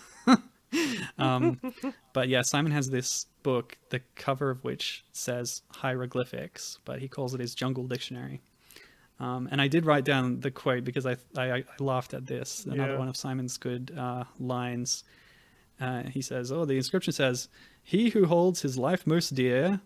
And he sort of trails off, and Lana goes, "Well, what does it say?" And he goes, "A rough translation. Do not open or you're going to be sorry, sucker." Yeah. So Lana opens it. She was sorry, sucker. Yep. Finds this weird headdress thing, puts it on, and promptly gets her mind taken over by the ancient entity that is Conga.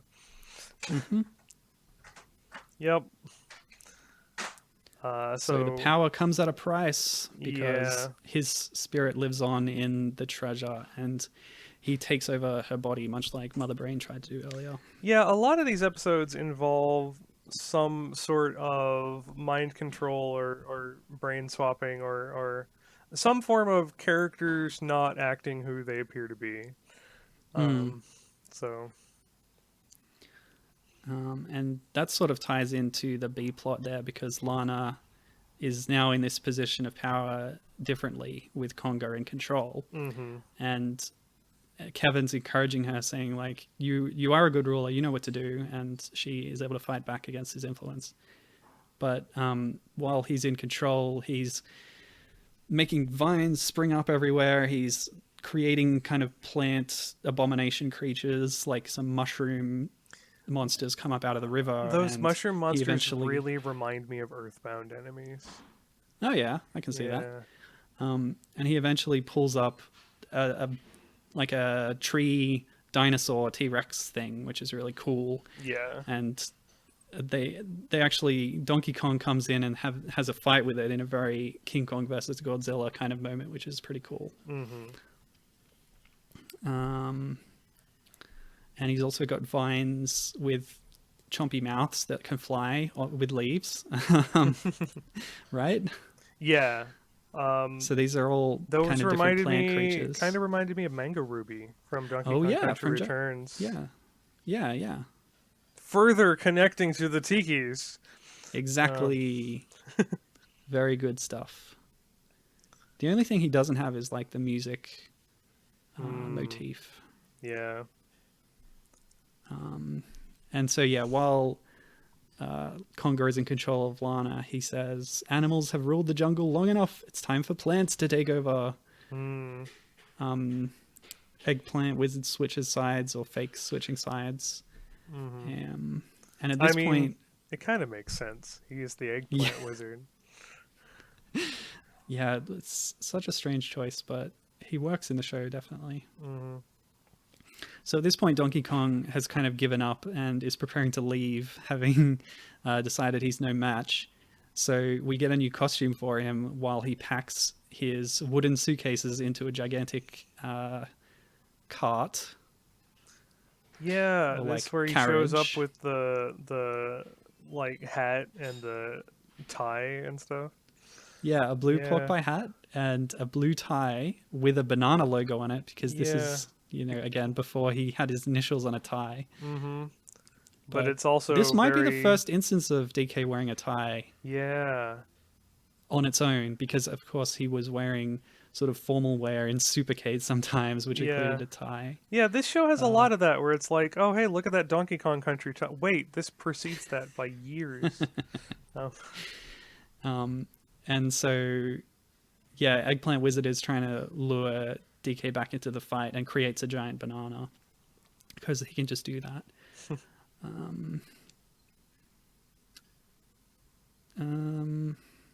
Yeah, he gets tied up.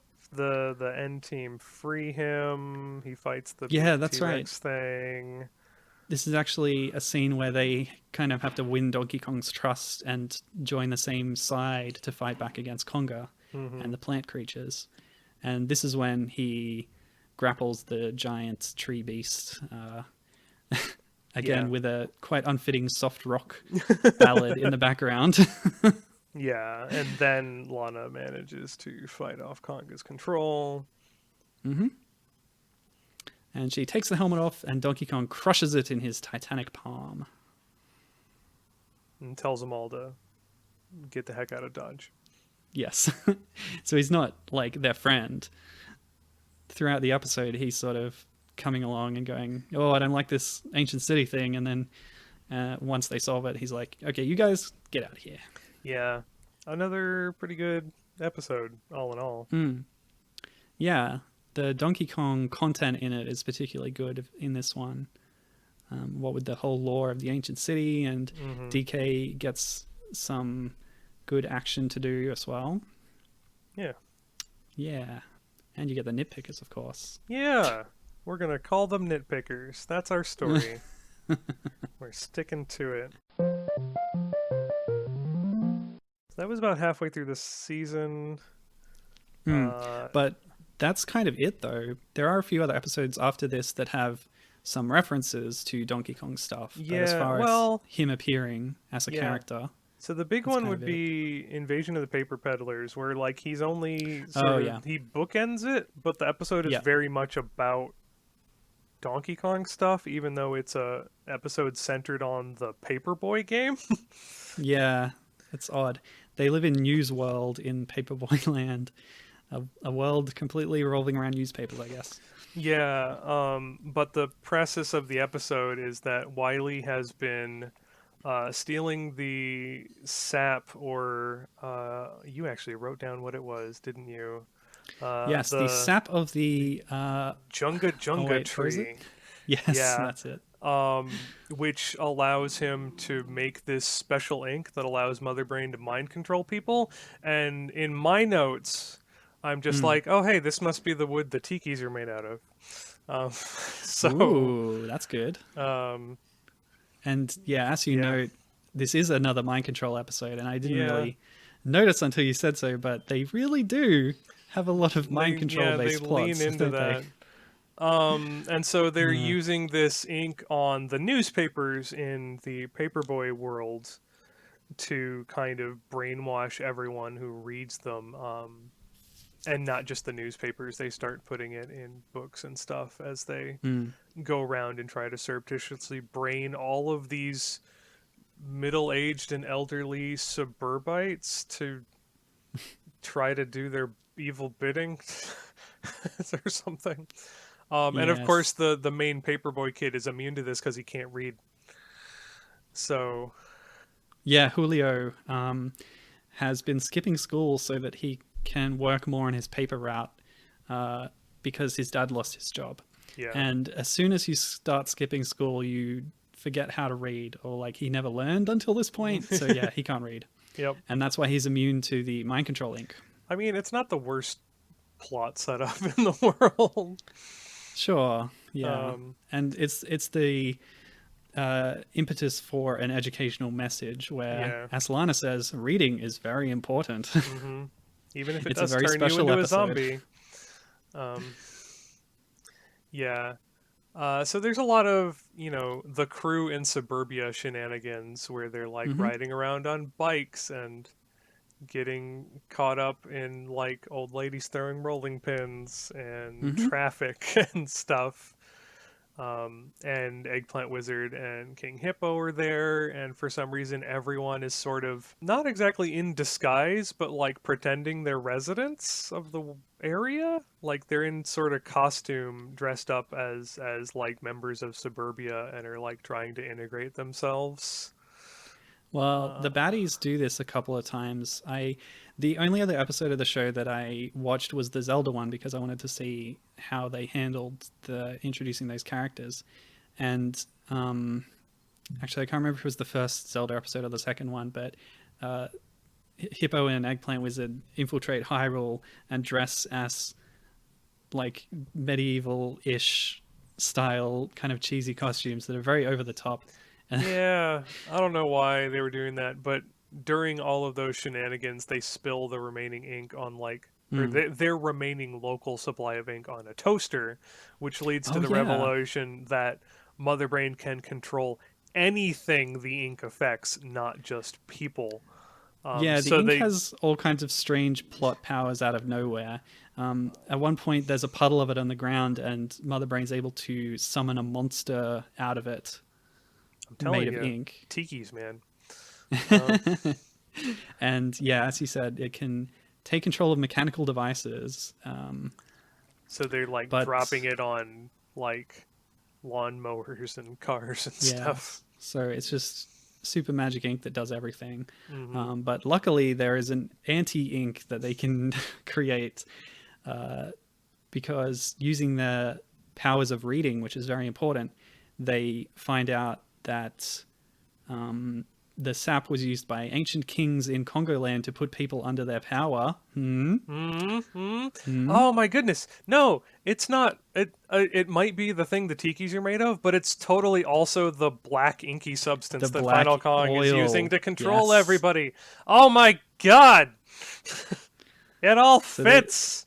I'm that guy with the Yes. corkboard and the string right now. The plants, the ink, the mind control. It all fits. Ah! Yes. My wild, sleep-deprived eyes. Yes. I I'm love it glad we when watched stuff this episode. It's dovetails important to together the like theories. This is like Stanley having the carnivorous plant in the Supercade episode. It's like, oh no, it fits. It's Yeah, this is that sort of thing. I love it. So they do find out that there's a reverse ink. Like they need to get sap from a different kind of tree, the oingo tree, and using that, it apparently reverses the spell of the mind control. So Yeah. they head off to Congo Land quickly. Game Boy finds one of these oingo trees, but shock, DK suddenly pops up. So yeah, he does have a cameo appearance in this episode, and a new costume actually. This is the one I was talking about before, where he's dressed as a farmer. Yeah. So he's got a red plaid shirt on, blue overalls, and a straw hat, and he's sort of tending to the vegetation of Congo Land. And just when they find this tree, DK pulls it up and eats it, swallows it whole. Too bad. But yeah, they find some other trees and get the sap. At this point, I made a note because Mega Man's there. Mega Man's chief character trait in the show is that he's very strong, and that's just how he solves all of his problems. So he's there karate chopping trees in half vertically constantly in this bit. It's pretty funny. So yeah, they get the anti-sap. They head back to the newspaper printing place. Sorry. Yeah, there's a huge printing press to make newspapers with the counterspell on them. And what was the mind control spell? It was like obey Mother Brain or something. And once they read that, they have to obey. But the end team makes a counterspell. What was it? I didn't write it down. Oh, it was awake. Awake, yeah. Nice, simple, iconic phrase. Yeah. What I noticed about it, though, is that when they're assembling the movable type to make the headline on the newspaper that says awake, they put it in front to back. They didn't reverse it, because when you make type, you're supposed to reverse it so that when you stamp it down, it comes out right way. So my note is that this wouldn't actually work. So they actually failed, and all the people became zombies. Whoops. Including the end team, actually. Yeah, but it does work, and they win the end. Yep. Yeah, that's basically just the end of the episode. So this is another one with just minor Donkey Kong Congo Land content. But yeah, that's really it for the series. Like I said, after Series 2, Series 3 had shorter episodes, but as far as I can tell, none of them have Donkey Kong stuff in them. I did have 2 other quick notes. I did a little bit of looking around, and apparently in episode 13, Germ Wars, Kevin has a strange prehistoric-looking rock, as he says, which he brings back from Congo Land. But it's infected with a video virus, and then all sorts of Fantastic Voyage type shenanigans happen. Creepypasta of the episode. Yeah. There's another, I think in the Zelda episode, there's a brief reference to Congo Land. So they do have these, references to it. It exists in the world of the show, and they refer to it from time to time. Yeah. The only other thing of note is episode 14 of season 2, which is not really a real episode. They had a clip show, which... Yeah, and it's not even like a clip show with a framing device. It's literally 100% reused material. Yeah, and there's a narrator that just introduces some of the clips. Strangely, there's 2 versions of this clip show. One of them doesn't have any voices in the audio track, and has different music and sound effects, but there's another version with the same footage. But yeah, it's strange. But that's not even on the DVD. Yeah. The latter half of the episode is narrated by Simon Belmont as he's talking up Kevin as his protege and gushing and, bigging himself up in the process. Like, oh, I taught him everything he knows, obviously. So yeah, that's how he sees their relationship. But yeah, late in the clip show is a clip from episode 1 where they first arrive on Donkey Kong's bathtub. Yeah. So, yeah. But it's just a reused footage. Yeah. But yeah. That's it. That's it. They went to a lot of different games in this series. Like, you had the mainstays, but like just looking through the episode list, they also hit up like The Adventures of Bayou Billy and the like Punch Out and Mega Man and Castlevania and Donkey Kong and like all the stuff that the main recurring characters come from. Let's see. There's a Dragon Warrior episode, Wizards and Warriors, as you mentioned. There's Final Fantasy in season 3. Yeah. There's the Paperboy episode. There's a Burger Time episode. Zelda stuff. California games. Puss in Boots. Perro's Great Adventure. Yeah, that's one of the there's a Zelda Fazanadu episode. ones. Wow. Okay. Sorry? There's a Fazanadu episode. Yes, although they call it in the episode Faxanadu. Of course they do. Yes. Marble Madness. Yeah. I think Mega Man fans know it for there's 2 episodes that are Mega Man 2 and 3 centric, and like all of the characters in this show, the robot masters that show up are radically reinterpreted and nothing like their original designs. And then let's see. Season 3 does a bit differently, as you say. Jordan versus Bird 1-on-1, which is interesting because it's a video game that has real people in it. Good point. Larry And they all live Bird in makes Hoop an World. appearance. Larry Bird makes an appearance. The Larry Bird. Yeah. Robin Hood, Prince of Thieves. Oh man, I wonder if this Larry. You know what? I'm gonna count this as canon to Space Jam. That works. And Is this Michael Jordan in that one? It's based on Jordan versus Bird, but it looks like Larry Bird is the only one who makes an appearance. But Larry Bird is also the one in Space Jam who doesn't get involved in the Space Jam shenanigans. I'm just assuming because he knows to sit this crap out. Excellent. see, Which Robin- means it's also canon to Barclay's Shut Up and Jam Gaiden, Ooh, yeah. the saga of Hoops Barclay. Robin Hood, Prince of Thieves game, Tetris, Bo Jackson baseball. Bo Jackson appears. Okay. Final Fantasy and yeah, more Mega Man and Castlevania. Weird stuff. Oh, interesting. There's no first-party Nintendo elements in Season 3 aside from characters. Oh, okay. That's weird. I guess aside from the episodes that got cut down to 11-minute segments for Season 3.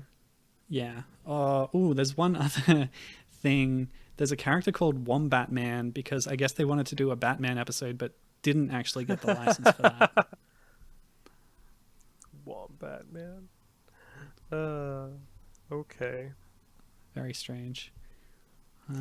What a trip of a show. And then, it had comic book tie-ins and some other stuff. Never had a video game. It'd kind of be neat if, like, Kevin showed up in Smash Bros., but that's never gonna loser here. Yeah. Smash. I don't know. Maybe just a reference to the series, like you could have a game master show up or something, you know? I'd sooner have Nesta from the Nintendo Power. Yeah, Nestor actually got a video game, so yeah. So weird. What a weird show. But yeah, it was good. Yeah, it's silly. It's fun. Strangely prescient of a lot of Donkey Kong Country stuff. Yeah, if you're particularly into any one franchise, I recommend checking out the episode based on it to see how they make it weird. Yeah, how they completely misinterpret it. Yeah. Did we mention that the Count, who is completely not Dracula, wears like a yellow zoot suit. Oh god, and don't even talk about his bat form. It's yellow as well. It's very It's strange. so weird. But yeah, like you said, I like how there's these elements that would show up later, like Donkey Kong in different costumes. We didn't actually mention during the intro to the show, he's stirring a giant cauldron and he's dressed up as a chef with an apron and a chef's hat. So yeah, he's got all these different new costumes in the show that are fun to see. And yeah, it's so cheesy. It's so of its time, early 90s kind of thing. And don't watch it being attached to the characters because they're not going to be anything like what you're used to. But absolutely get attached to the characters that bear the same names as this video game characters, because I cannot overstate how amazing Simon is in this series. Yeah. It's almost a shame that none of the other characters really get to that level. No. Mega Man and Pit are very bland. No one gets on Simon's level. He's very cool. Yeah. So yeah, I guess that's it. Did we cover Captain N? Okay. Well, we covered the Donkey Kong related stuff of Captain N. Sure. Yeah. As for to reiterate my opinion about DK's actual representation in this show, it's nice to see him in his natural habitat, because that's not something you really would ever see in the spin-off stuff until now. So yeah, I like seeing Donkey Kong in the jungle where he belongs, instead of in the trapped in the circus and being put upon by Mario all the time. But it's not much like any Donkey Kong we've seen before. You know what? That's not true. I'll edit that out. Yep. It's a show. Yeah, it's a show. I enjoyed watching it and reading the comics growing up. It informed a lot of my love for various series. And as I do with Supercade and the Donkey Kong Country cartoon, and the Mario Bros movie and stuff, I just kind of consider this like, yep, this is a thing these characters went through. Sure, why And not? as we have spitballed during this episode, I love trying to make connections and figure out how everything works and dovetails together. So yeah, it works for me. Yeah, we had some good revelations here. Yeah, and it's just at its core, it's a massive crossover, which is something I always enjoy as well. Yeah, that's also always fun. Yeah. You kind of like the Supercade, and then this kind of prefigure the general atmosphere around Smash Bros, where everybody meets up and goes on an adventure together. So like this has been a thing in the Nintendo landscape, with everyone getting together since the 80s. So it's a proto Subspace Emissary. Yeah. Complete with tons of mind control. Yup. See, this is what happens when you oust Mother Brain. Yep. Other worse stuff steps in. Oh yes, indeed. So yeah, that wraps up our Captain N coverage as far as Donkey Kong related content is concerned. This was a fun episode to do and prepare for. It really was. I think we're planning on doing another episode about kitchen sink, any other stuff. Yeah, just odds and ends. Yes. Some stuff from other shows. We'll leave it as a surprise. But yeah, so this will have been I guess at least 4 episode series by the time we're done with this. So yeah, I'm having fun with this, and I hope it's been a good ride. Love it. Having fun listening to it. Mm. So before we leave you for today, do we have any plugs for this week, for this time period? I think we might. Do you want to go first, or should I go first? I'll go first. So I've been into Red Dwarf for a long time. This is a British Mm, sci-fi comedy show. good, as you should be. Yeah, and it's been going for a while. It started in the late 80s, and it has been on a sort of cycle of going away and then coming back. Most recently, there was a double length special, or like a feature length special, called Mm-hmm. The Promised Land. And then during lockdown, one of the co-creators and some of the production staff of the early show have been doing commentaries of the old episodes Mm-hmm. and bringing in guest commentators from that era of the show as well, which has been really interesting. So I've been thinking a lot about it, and so my recommendation this week is for maybe an aspect of the Red Dwarf franchise that is a bit overlooked, and that is Last Human, which is the third or fourth novel. It's complicated. Like it was written concurrently with the other one, and it came out third, but it's kind of set after other stuff. It's not important. Um, but like unlike a lot of fans of the show, I really enjoy Series 7, which is where after Rob Grant and Doug Naylor split their partnership up, Doug kept making the show without Rob. And he took Series 7 in a quite different direction where it's a bit more dramatic.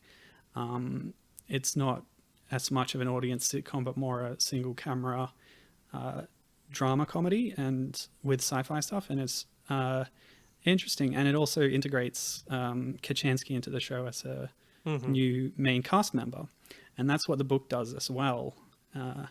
It's sort of the ideal version of the show that lives in my head sort of exists in this book, where you have both Rimmer and Kachansky in the show. The only thing you're missing is Hattie Hayridge as Holly, unfortunately. But yeah, it really, like a lot of the other books, or the other three books, I should say, it expands on scenarios from the show, but it also has a lot of new original material that's really cool concepts in it as well. So it's not the best liked of the books, but it's my favorite. And yeah, check it out. Yeah, I would also recommend that. Red Dwarf is generally good, except for one recent episode, which was horribly transphobic for some reason. Yeah, skip Time Wave. Yeah, skip that episode. And Pretend it also doesn't exist. Series 8 in general is really problematic and iffy, so you don't have to watch Series 8. I haven't actually, I watched an episode or two of it, but I haven't caught up, and now I'm wondering if I should. Oh, well. What's your plug? My plug, in light of recent Star Wars news, because they just announced yet another prequel era show with characters from Clone Wars returning, which I imagine they're going to be doing some of the storylines they intend to do in Clone Wars before the cancellation, before the original cancellation. So I can kind of forgive that. But as a fan of moving forward in the Star Wars universe, I would heavily recommend the no longer canon, unfortunately, Star Wars comic book series, Star Wars Legacy, which is set 125 years out from Return of the Jedi. And you've skipped ahead several generations. The political landscape is different. And they're basically telling a fresh story that is the only real connection to what came before is the main character is the current Skywalker, and hates that legacy behind the name and wants nothing to do with it. But everything's different. They kind of do some takes on Star Wars concepts, so you get kind of familiar setups that go in different directions, or things that sort of echo in a different way than being like one-to-one comparisons. like some of the sequel trilogy stuff ended up doing. Hmm. And it's got a really good cast of characters. The first 56 issue run was by John Ostrander and Jan Duursema. They've written a lot of really good Star Wars material, and other comics that I enjoy. And then the second run was written by Karina Becco and Gabriel Hardman.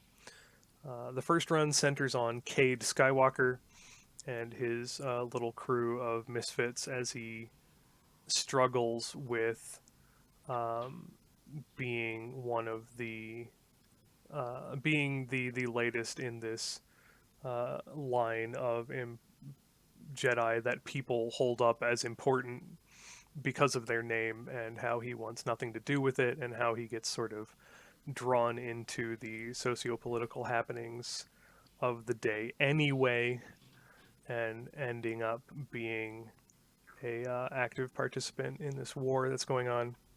And the second run centers on Aina Solo, who again is sort of unfortunately noteworthy because she has that family name, even though she's only distantly related. Because while like the direct descendants of Han and Leia in the old timeline are still politically active and involved in the socio-political landscape of the day, Aina's just sort of like from, like the kid of the kid of a kid of a cousin sort of thing.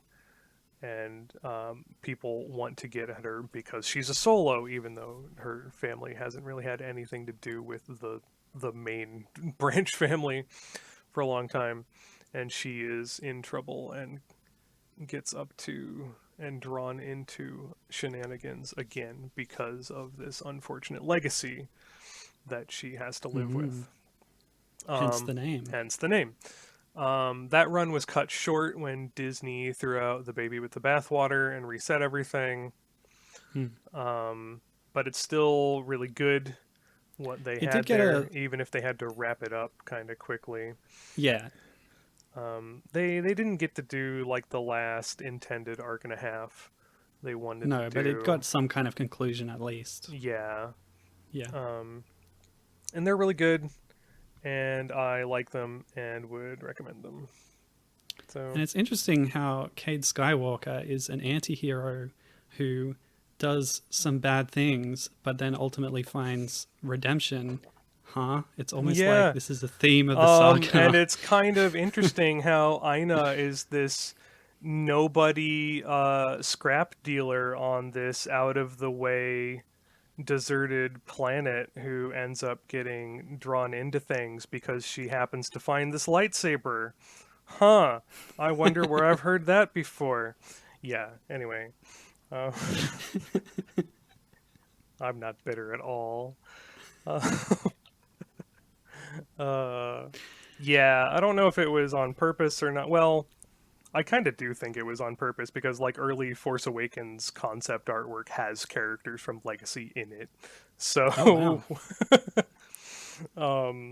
they were at least at one point actively considering doing some adaptations of Legacy stuff for the new films. Let's put it that way. So I wouldn't be super surprised if some of that carried over into the final product. I guess you should also check them out as just sort of like an anthropological curio of what prefigured some of the stuff from the new trilogy. Sure. Yeah. But they're good stories in themselves anyway. Yeah, they're good stories in and of themselves. So, that should wrap up this episode, I think. Yeah, I think so. It's been a long one, but it's been fun talking about Captain N. Yes. And these silly cartoons and such. So, yes, thank you very much, Gibbon. It's been a pleasure. And thank you, Milo. It is always a joy podcasting with you. Oh, thanks. And thank you, listener/listeners, All for one watching, of you. listening. No. Hang on. Yes, and we'll see you next time with more arcade era Yeah. chat discussion. Yeah. How do we finish these things? Okay, that's it. Goodbye.